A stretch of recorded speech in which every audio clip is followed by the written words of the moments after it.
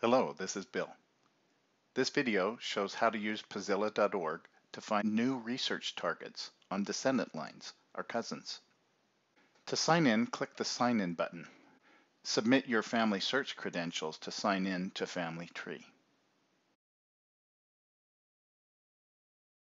This is a Puzzilla pedigree chart. You are at the root of the tree.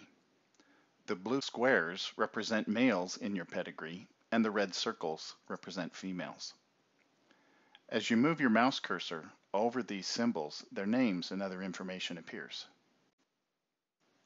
This tree appears to be full, so where do you start? When ancestral lines appear complete, the next place to work is in the other descendants of our ancestors, our cousins. Start by selecting one of these distant ancestors and click on the symbol. We'll select Nathan Warner.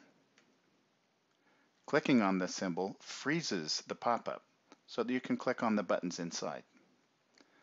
Clicking the X closes the pop-up and returns to browsing mode.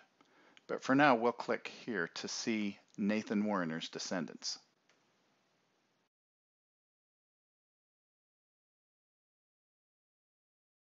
These are the descendants of Nathan Warner.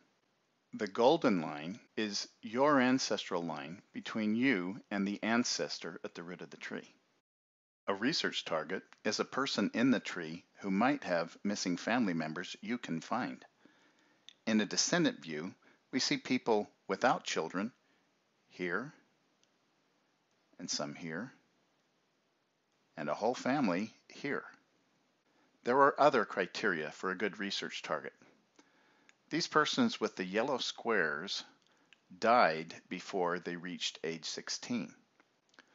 Others with the gray square are persons who were born in the last 110 years, in this case 1904.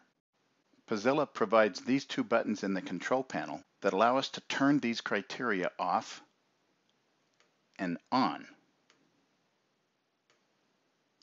Let's see how to access Family Search historical records. First, this tree is tightly packed. Let's choose a subset on the direct line, Abel Warner, and view a new descendants chart with Abel Warner at the root. I choose Mary Christina Warner and click View in FamilyTree. This takes us out of Puzzilla and into the details view of the same record in FamilyTree. Now take a look at some of Puzzilla's other premium features. This brings us to the Targets button. This button highlights records that meet target criteria.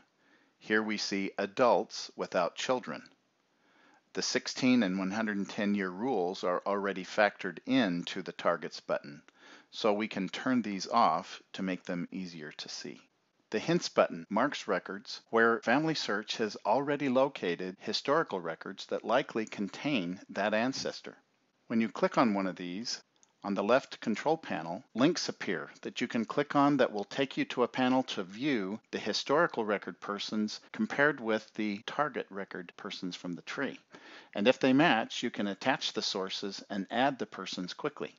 The Sources button marks records where historic record sources have been attached to these persons in the tree.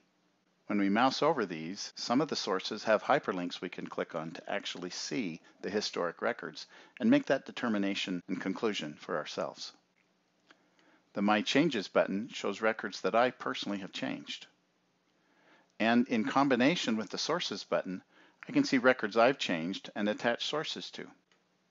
The Possible Duplicates button shows records found by FamilyTree of other persons who may be the same as the persons shown here in the tree.